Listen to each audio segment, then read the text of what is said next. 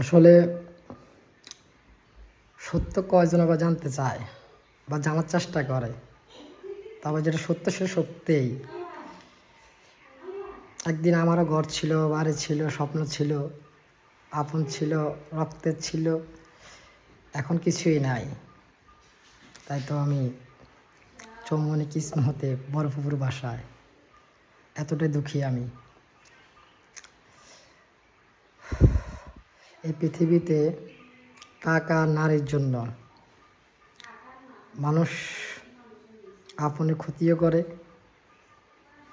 আবার স্বার্থের জন্য মেরেও ফেলতে পারে। মানুষ বললাম স্বার্থের পিছনে যারা ছোটে তারা, আর কিছু কিছু সত্য আপনাকে কবরে নিয়ে যেতে পারে। মানুষ বিয়ে করে, স্বপ্ন দেখে, আমিও দেখছিলাম। কিছু কিছু বিয়ে মানুষের সুখ আর স্বপ্ন দেখায় আর ভাঙে, আবার কবরও নিয়ে যায় কিছু সত্যের কারণে। তো সত্য বলা এখন পাপ হয়ে গেছে, সত্য বলাও পাপ।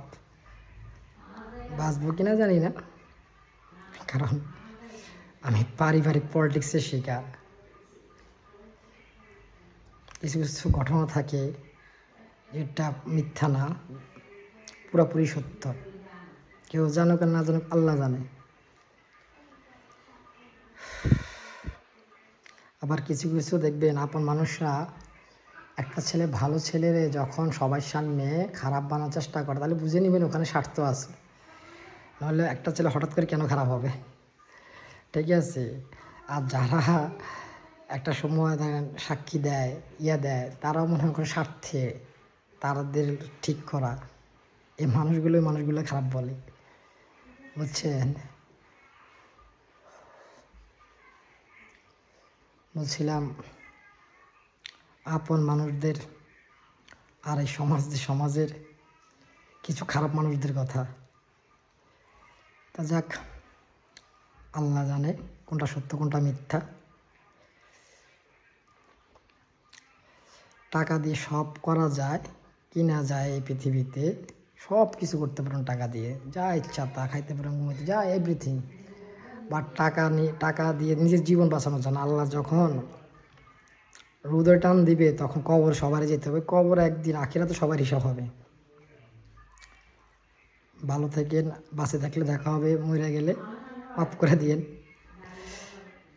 এই পৃথিবীর নিজেরে ভালোবাসুন। স্বার্থের জন্য